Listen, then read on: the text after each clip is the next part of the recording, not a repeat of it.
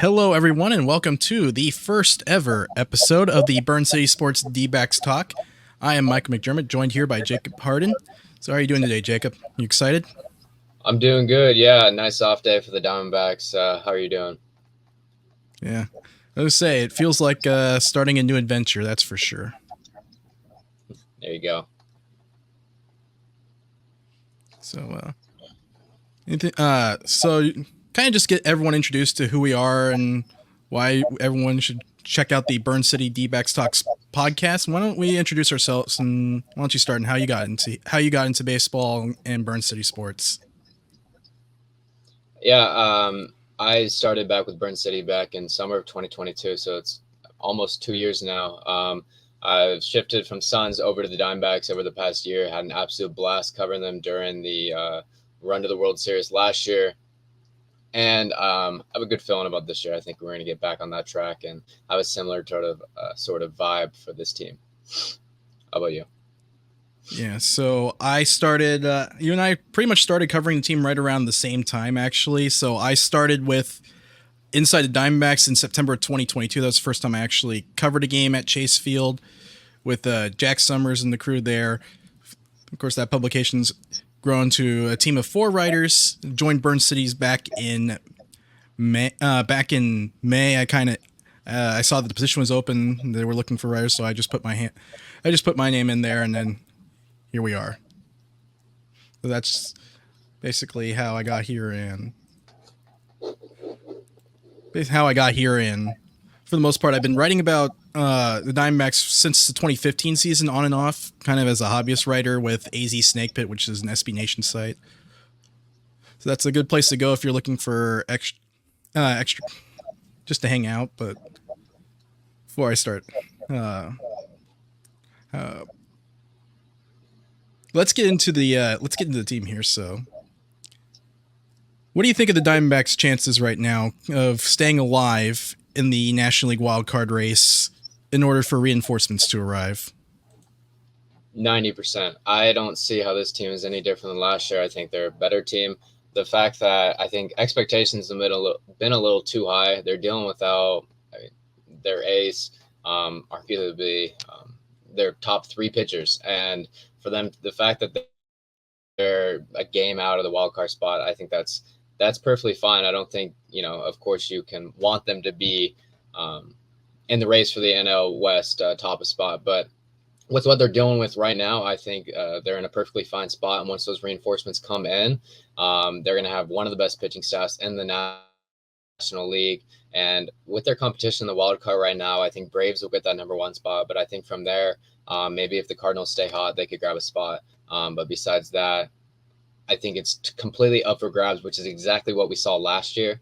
Of course, I don't see any way the Diamondbacks would be able to win the NL West, so they will be playing from wildcard spot. But if they were able to do it last year, I don't see why they can't do it this year. They're going to be working from behind, and they have experience with it now. They have a couple more guys, rookie names, or not close to rookies. You have Gabriel Moreno, who now has that postseason experience, Corbin Carroll with that postseason experience, Alec Tomas, all those names which are now getting ready for what could be their second postseason run, a little bit of experience underneath their belt.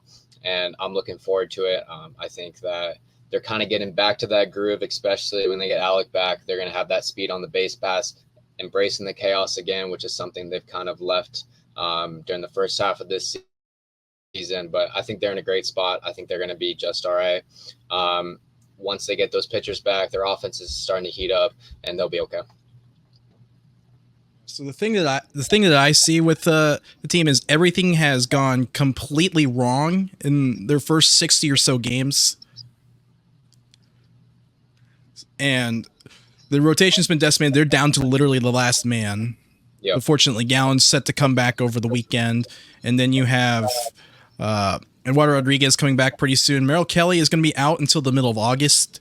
That's what he told. That's what Kelly said on Friday. That he was looking at the road trip when they go to the East Coast again in the middle of August. So August 16th, they'll be traveling to Tampa Bay. Then they'll play the Miami Marlins and the Boston Red Sox. So he's hoping to be back by then. And you look at the rest of the rotation, Ryan Nelson has got off to a pretty rough start, but fortunately has bounced back the last 5 or so outings. 4 of them, he's gone 6 innings, 3 quality starts. The Diamondbacks are 3-0 when he throws a quality start in that stretch. 4-0 on the season, I believe. Saucony's had up and down outings. Usually when he has it going, he'll have a good start, or he'll usually have a bad start when the second time through the order lines up. If he gets hit, we're talking a very short start with a lot of runs, and if he doesn't, then we're talking a pretty solid start overall.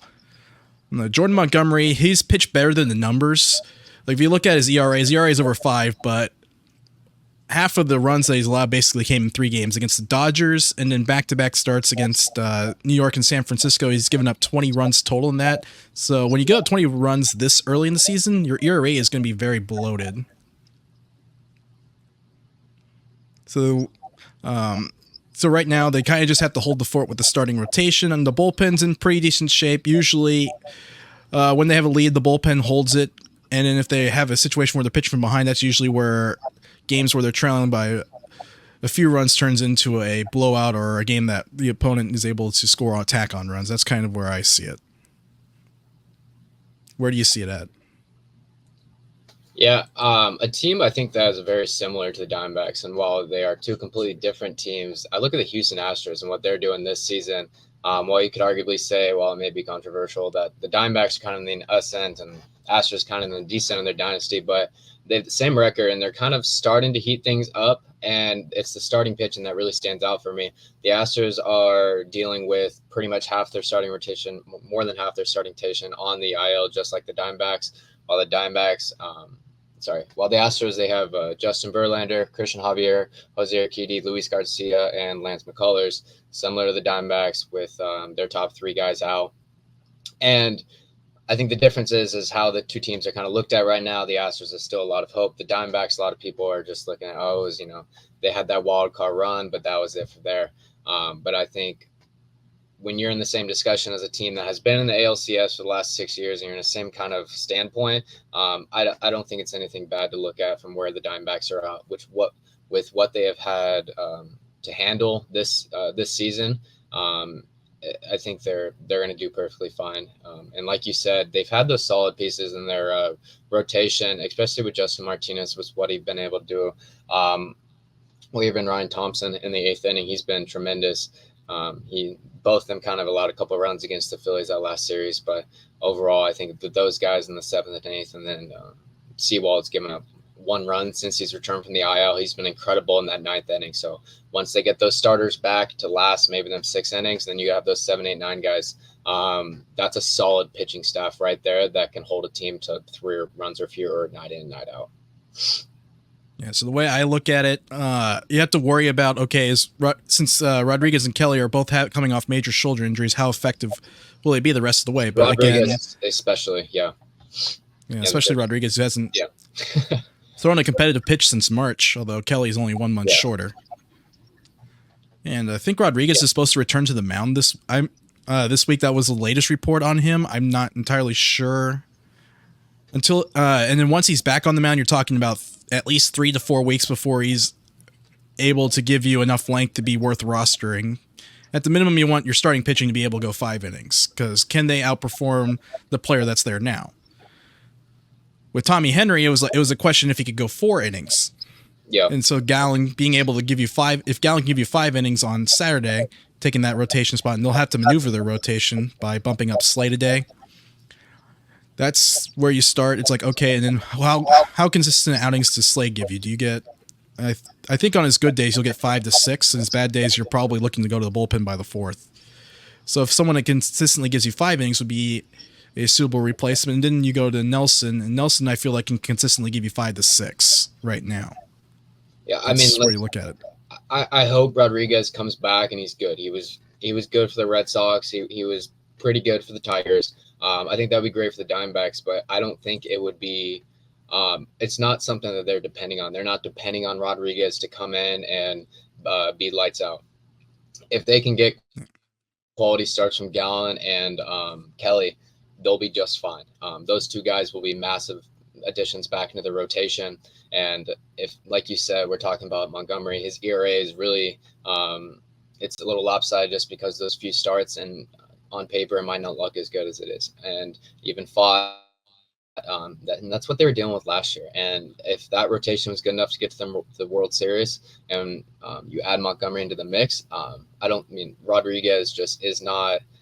Yes, it would be beneficial if he came back and he was just as good as he was on the Tigers. It's not the end of the world if he's a solid, 4 to 5 ERA guy. Yeah. Right now, the team needs consistent starts more so than they need as much as they need effectiveness. Because this is a team that's built to take an early lead and then have the starting pitching hold the opposing lineup in check for 6 innings and then turn it over to their A bullpen, Ginkel, Martinez, Thompson, Sewald, and have them close it out. That's pretty much their only path to winning right now. They don't show an indication to come back, and unfortunately, that trailing by 2 runs stat seems to be a recurring theme of this season. I think they're now 136, I believe. Yeah, and that's not what we saw last year. I think that's the one. And it comes down to the aggressiveness when you're getting those. You had the answer backs, and when you're getting on base and you're forcing those pitchers to get into those tense situations, the Diamondbacks were the best team in baseball of getting into those, getting that runner on base and then finding a way to get him in. And this year, I do think it will improve once they get more of their guys going every day. But it's definitely the other stat that I think is a little bit alarming, but it was the same thing last year, is the record below 500. They have one of the worst records, I guess, teams with above 500 records. Diamondbacks, I want to say, are 12-21, 13-21 against teams that have a better 500 record or better. And they have one of the, say, top 10 hardest schedules remaining. So that's going to be one thing they're going to have to navigate, but it was similar down the stretch last year. They had a rough last month of the season coming up, and they also weren't as good against top teams, but they found a way to do it. Last year they beat the teams that they needed to. So 6-1 against Chicago. They won the last 2 against San Francisco. They basically take a stranglehold of the wild card race last September, if I remember correctly. Yeah, and they're doing the same thing this year. You're seeing them take at least 2 out of 3 against teams such as the Angels or the White Sox or the Rockies. They're following the same blueprint. Well, maybe they'll win 1 out of 3 against the Braves, but they're going to win that series against the White Sox and Rockies, which will ultimately, if you follow that blueprint, it'll get you to the running of the wild card, which they're at now. Yeah, and you look at the teams that they're chasing. Winning 2 out of 3 out of Washington was a huge series pickup for them. And you look at the Chicago and the Angels series, those are 2 teams that are nowhere close to a playoff picture. You want to take care of business with those teams, and Oakland's a team under that list coming up over the weekend. However, I think the next test is going to be that Minnesota series. Minnesota has one of the best lineups in baseball. If you look at OPS, park adjusted OPS, I think as a team they're ranked 7th in OPS plus at 110. The Diamondbacks, I think, are 11th at 105. So it's imperative for the Diamondbacks to keep Minnesota from slugging them out of the ball game. Well, at the same time, their top 2 pitchers for this season. So they have Joe Ryan pitching game 1. I think game 2 is Simeon Woods Richardson. So they're going to have to earn it against Minnesota, and if they're able to earn, and then you have Oakland right afterwards. So there's a natural letdown series. So how important do you think this next homestand is going to be?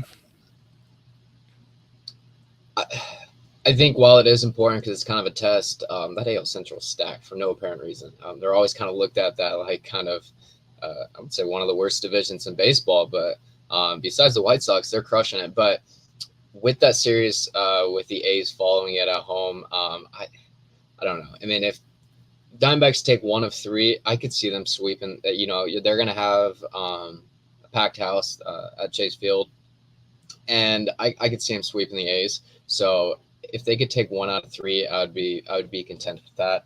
So while yes, it is a big test, they're going to be up against some really tough starting pitching, and the Twins bats are red hot right now. I would like to see the Diamondbacks at least take 1 just so they can get that sweep against the A's and come out of that homestand with a winning record. Yeah, because the way I look at it, a winning record is almost a requirement for that upcoming homestand. Yeah. Being the Twins would be big because that's a sign that they can actually beat a good team in a series, either home or away. And of course, the Oakland series is going to be a natural letdown, especially if they do win that series. Because the Diamondbacks have a bit of when D-backs get a little too confident, they kind of, I guess you can say, forget how to play baseball is usually the term that I use. Like, you look at that Marlins series, they won 2 out of 3 against the Dodgers, and then they laid an egg against the Marlins. The same with the White Sox too. They lost what was blanking on the Saturday game. They lost 9-2. Yeah, highest attendance since the Yankee series, and it's like, really? I mean, the White Sox, and then they came back and they routed them the next day. But that game 2 of the series, it was definitely a disappointment. They do have those games in those series where, like you said, they forget how to play baseball. Yeah. So moving forward, let's take a look at the trade deadline. So we'll talk about the teams that are still in the wild card race. There are 13 of 15 National League teams within 3 games of a wild card spot. The only 2 teams in the National League out of it are the Colorado Rockies and the Miami Marlins. And with a lot of teams in the race not looking to sell, that's going to create problem. I think that's going to end up creating problems and drive up the price for the Diamondbacks to make an addition. Do you think that will prove to be problematic for them to be able to make a deal? Yes, 100%. I think, I mean, like you just said, there's 2 teams who are out, the Marlins and the Rockies, and there's not many players in the Marlins or Rockies who are really that somebody that I could see the Diamondbacks getting.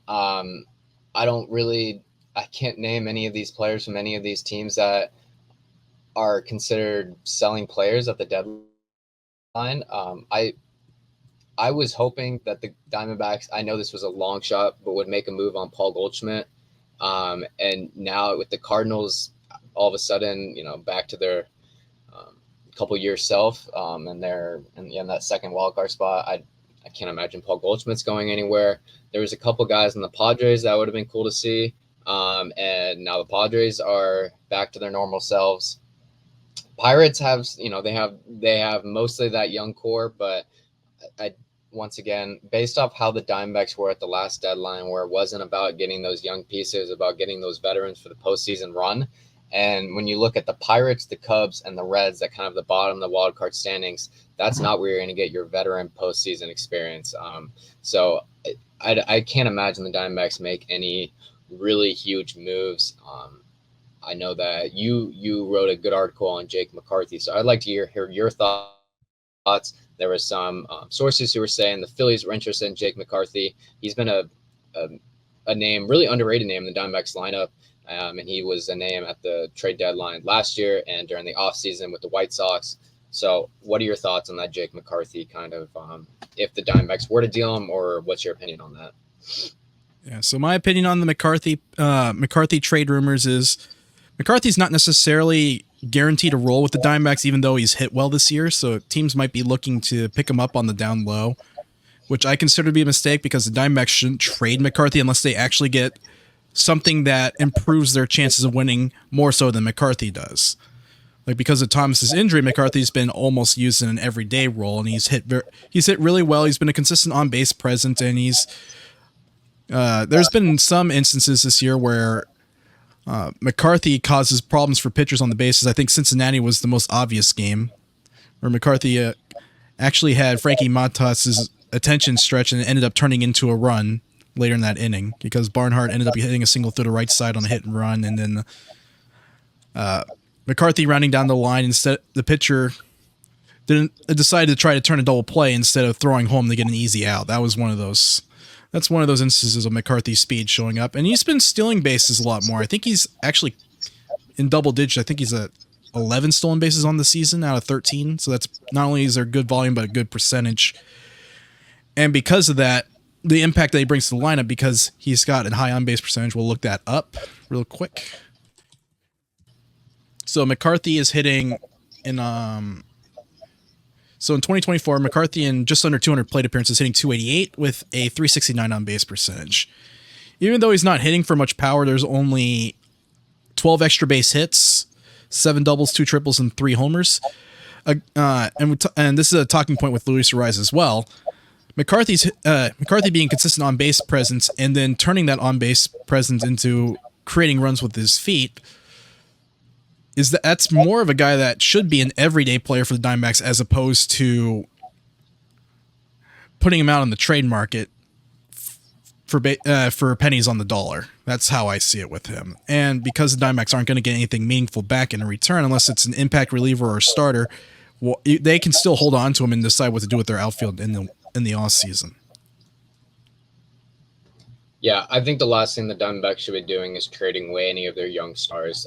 While I wouldn't say that I'm not against what they did this offseason, but they definitely went on an approach of let's get some veteran players. And it was the same approach they took at the trade deadline. You look at Suarez, Peterson, Rodriguez, they're all in their 30s. And it was similar as Seawald, Jace Peterson, and then Tommy Pham. So the last thing I want to see the Diamondbacks do is they have some amazing prospects. I think their farm system's officially underrated. I was reading a list from Bleacher Report the other day who had them like 23rd ranked farm system, and they have some guys down at the Reno Aces who can rake. And so, got a little sidetrack there, but I think the last thing they need to be doing is getting rid of those prospects. I don't mind getting some temporary guys for that last stretch, some veteran experience in the locker room, but I think Jake McCarthy kind of falls into that category of let's keep him here. We have a lot of these younger names where we have. Jake McCarthy's in the outfield. Like they're getting to the point in their infield, they have so many different rising stars at shortstop where it's like, I understand that maybe they want to move even Jordan at this point, but I seriously think that the Diamondbacks are still rising. I think that run to the World Series was great, but that was kind of like here, this is what we can do, but this is just the beginning. So keep those young guys, build around that, and continue to do that. So I don't want to see any of those names get traded away. I did see Jordan Lawler got brought up in a trade discussion, and I was like, what would be your thoughts on that? The good news for the Diamondbacks is, and this is where they compare to teams like Cincinnati, Pittsburgh. Cincinnati, Pittsburgh, those teams that haven't been to the postseason yet, they're probably not looking necessarily for rental guys to add onto their roster. I think that's an area where the Diamondbacks have a little bit of advantage at the deadline. They're competing more with teams like San Diego. San Diego, I think. St. Louis, I think, will be in that area. Atlanta. Teams like the Nationals will be probably looking more long term as opposed to short term, but they probably will try to make. I think those teams will be more interested in adding relief in short term as opposed to bolstering their lineup. That's how I see it. Seems like every single team right now, if you ask them what their number one thing is, it's relievers, and no team wants to. There's not many relievers on the market right now that are able to please any of these teams. But I think a lot of bullpens need improved. Not a lot of teams are looking to improve their outfield or many of their bats. But that is the one thing the Diamondbacks have plenty of pieces in. So it will be interesting. The other player I want to hear your thoughts on is Jock Peterson. I think his trade value has risen exponentially. Like you were just saying, I could see him kind of like a Padres or Cardinals fit when they're looking for that temporary kind of second half of the season player. And Jock Peterson's almost batting 300 this season, despite not everyday playing time. I would say, and like we talked about earlier with how tight the NL wildcard race is, players such as Jock Peterson, their value has just risen. So how would you feel about a deal regarding Jock Peterson for maybe an extra piece in the bullpen? I would say first it would take the Diamondbacks having a July like last season before they even considered the idea of selling.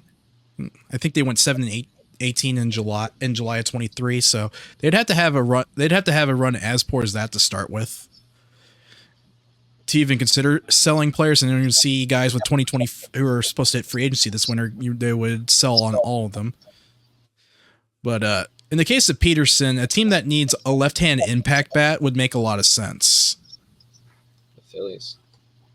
Well, the Phillies certainly, that's the one thing the Philadelphia probably doesn't need. That was they were talking about the one thing they were looking is a left-hander speedy bat. So that's with McCarthy. It's a little different, but yeah, they have plenty of those power bats on the left side. Yeah. Philadelphia's looking for outfield. That is true. Yeah. The other thing, I don't know your thoughts on this with Adrian Del Castillo. What was the decision there to not bring him up over Jose Herrera? I think I would say two things. Two things come into play. I think it's one, they're expecting a short-term injury with Moreno. You don't necessarily want to call up Del Castillo for a short run and start his 40-man roster clock if you don't have to. but also I think they want to have a full year of evaluation of his at bats in Reno, and he's off to a pretty good start. Like he's got a significant sample size. We're talking 300. I think we're in the 300 plate appearance area now with him, and he's hit it. He's putting up pretty good numbers, and of course, you have to be careful when you look at Reno numbers. Everyone can hit 300. Almost everyone can hit 300 at that league with a healthy number of homers. So. And this is how it was last season. When it came postseason, and the Diamondbacks just didn't have that. They didn't have that bat behind the plate. They had it in Marino, and then Marino had a couple of injuries in the postseason and leading up to the postseason. And Tucker Barnhart's he's almost been a liability at the plate, and so I'm hoping to see Castillo up by August, September area to get him into that postseason lineup if the Diamondbacks do make the postseason. How would you feel about him getting into the lineup, making his debut later this year? I could see that happening if the Diamondbacks, if Moreno's injury ends up lingering. Like for example, I'm not necessarily a believer that the team should long-term try to get through the second half of the season with just Barnhart and Herrera. Those are guys that you only want starting 2 to 3 times a week at most. Yeah. Whereas both of them are also likely to bat left-handed most of the time, which complements the right-handed hitting Moreno. I'm not sure how long Moreno will be out for. He's on the 10-day IL, so he's going to be out at least through the end of the month. I'd say All-Star break almost at this point. Possibly the All-Star break. It was pretty similar to the run they went through last year, but last year they had Carson Kelly, who's a little bit who before injuries was actually legitimate starting catcher options. But unfortunately, Kelly hasn't been good at the plate the last 3 to 4 years, and it really hurt their record when they had to play him every day. Yeah, it was pretty remarkable. Their record with Gabriel Marino in the slim days, I don't remember. I remember talking about it last year though, and it was like games that Gabriel Marino started. It was crazy how much better they were when Marino was. I mean, he's a good hitter, but he's also he's the best catcher in the National League when it comes to pop time, caught stealing, and all that stuff. Yeah. The other one is go ahead. No, I'll let you finish. I didn't have anything. The other one I was going to talk about is Davison De Los Santos. Yes. I mean, how long do you think his timeline is right now? I feel in the same lens as Del Castillo. They probably want a full year as the bat. They just promoted him to AAA Reno about 3 weeks ago. His progression's crazy. I mean, he was in Single A last year, and he's already back up in AAA. Yeah, interestingly, like De Los Santos was actually a guy they didn't think would be ready for AAA when they left him off the 40-man roster, and he actually got claimed in the Rule 5 draft. But he ended up being returned back after a rough. He ended up being returned after a rough spring. Yeah. So that gave him the chance to play every day. They moved him over to first base, less challenging position defensively. He was splitting third base with Melendez last year in Amarillo. And the nice thing about De Los Santos is he was compared to last season, and I think De Los Santos just turned 21 this week.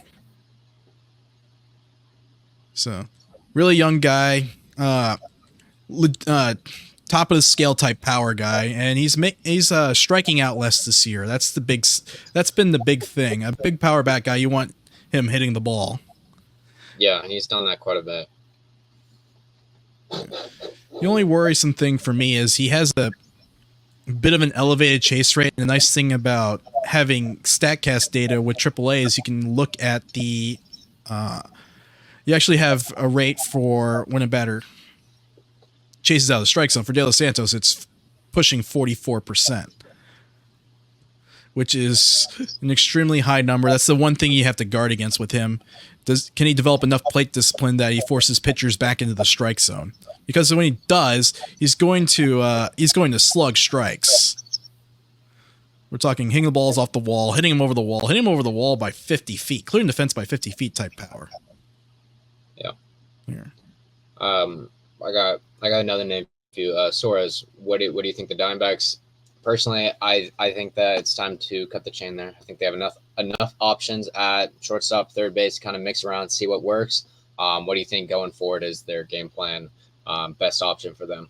regarding third base and go the rest of the season. Yeah, the reason they have held on to him so long is because he's their most stable defender at the position. They've been hoping that he was that it was just a slow start, and they've been talking about he's a slow starter, which I believe is true for his career. I'm going to pull up his batting splits here. Yeah, they'll take him out of the lineup, and then they'll give him a day off, see if he comes back, and then he'll come back, and it's just the same thing, and it sucks because he was that one. He was a leader in home runs in the American League from 2016 to 2020. Well, he was in National League back then, I think. National League from 2018 to 2022, and overall MLB, he was a leader in home runs, even over Aaron Judge. I think he strikes out a lot, but that was definitely a power bat that it would have been just so nice to see him have that kind of 2019 season. Yeah, that 2019 season wasn't going to happen, but even just repeating 2022 would have been huge for Diamondbacks. So he is a better second half hitter, 770 OPS first half, 810 second half in his career. We'll look at 20. I have 20. Okay, I'm looking at 23. So second half only marginally better. I think OPS went from 700 to 731. But considering the numbers he's putting up now, a 30-point jump isn't necessarily going to make things happen. You're talking about a guy that's struggling to hit 200, and strikeout rate continues to climb. Yeah, especially when you have Kevin Newman and Blaze Alexander. I was going to say, Newman and Alexander aren't necessarily everyday options at third base, so they're going to have to be a little bit creative in how they deploy the position. They've played Perdomo there before. That's one option they can go to, and they could just play both Newman and Perdomo on the infield. That's one way they can go. Of course, if they do move on from Suarez, I think third base suddenly jumps up to the front for trade deadline priorities, because you can't necessarily have an offensive black hole at that position. 0 for 16 over his last 16. Yeah, that's not good. That's not a good run. That's just you almost have to imagine it's just one of those things where Chase Field just isn't his ballpark, and he's going to get picked up by some team and just go right back to where he was. I mean, it happens, and yeah. Or conversely, it could be a situation where Suarez is too old to play every day, and you kind of have to use him in. You have to pick and choose when to play him. And of course, that's going to be a tough sell because he's used to playing 155 plus games a year. Like he was beaming that he played 162 games last season. But I think that's what they're going to have to do while he's still on the roster. They're going to have to start eating. They're going to have to start making it almost an even playing time share and hope his bat comes around when he's not having to play every day. That's where you start. Looking at third baseman names, Abraham Toro.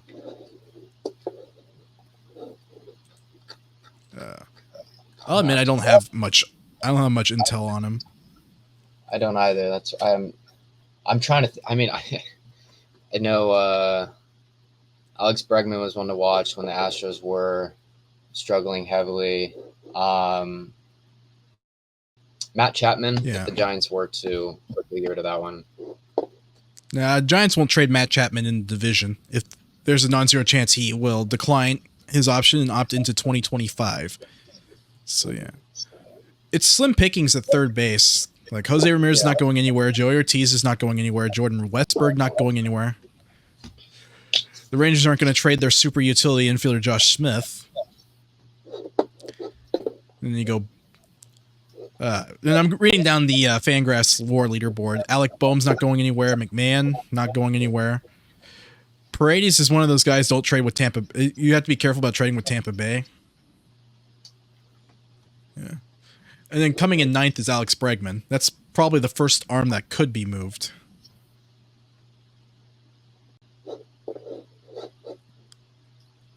And as you mentioned, Abraham Toro's the next arm that's on, could be on the move. I don't know how. I don't know. You had the whole Mason Miller situation. I don't know how just the A's are even going to be talking at the deadline. They seem like they've gotten to the point where they're just going to say, "No, we're okay. We'll do what we got here, and you guys can figure it out." Yeah, the A's don't have to trade Mason Miller. He's got plenty of control left. One underrated option, I think, at third base, depending on where Toronto is, Isaiah Kiner-Falefa would be a slight upgrade over Suarez, even though he's not going to give you much punch offensively. Yeah, and Blue Jays are what, 8 games under 500 now. I think they could definitely slip into that silly territory, especially with how competitive the AL is right now. I mean, especially the AL East. I mean, Blue Jays are right now fighting for last in that division. So I don't see the Blue Jays really making any stretches where they could contend for an AL wildcard spot. So I think they have definitely some names that are worth watching.